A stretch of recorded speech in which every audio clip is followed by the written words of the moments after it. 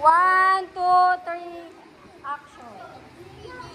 Sino yung pumasok na? Away na buhay na sila pa. Morning ha.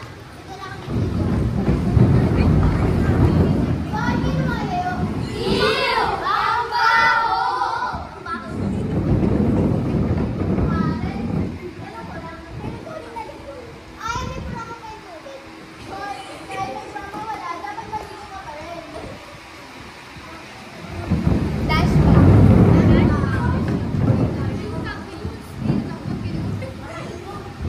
Kahit walang kaligo-ligo, nagkakas ang jabay at umalis na.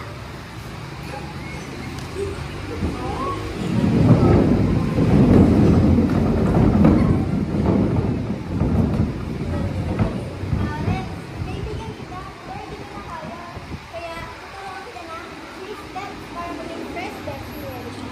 Oo, ayoko na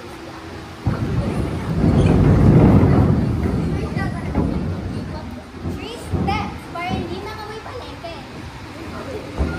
First step, maligo araw-araw. Huwag na nang gamitin ng Brand X, gamitin ang Clean Zen.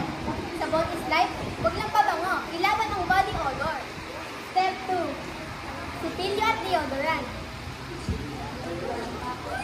Amoy laway plus kilikili equals epic fail.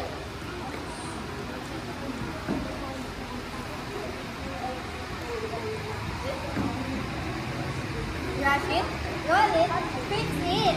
Step 3, magpalit ng uniform. Uniform is not forever. May limit din ang power ng tela natin. Ang transformation.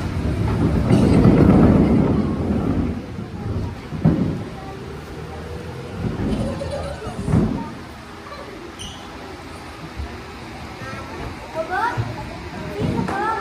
Gato, may ganun mo ano? Amoy Gucci. Oh, ayan.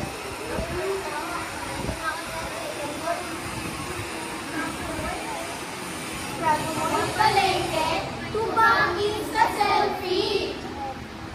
Minsan, hindi mo na talaga alam na ikaw palang dahilan ng nosebleed ng katabi mo. Ang glow up ay nagsisimula sa sabon at sipilyo.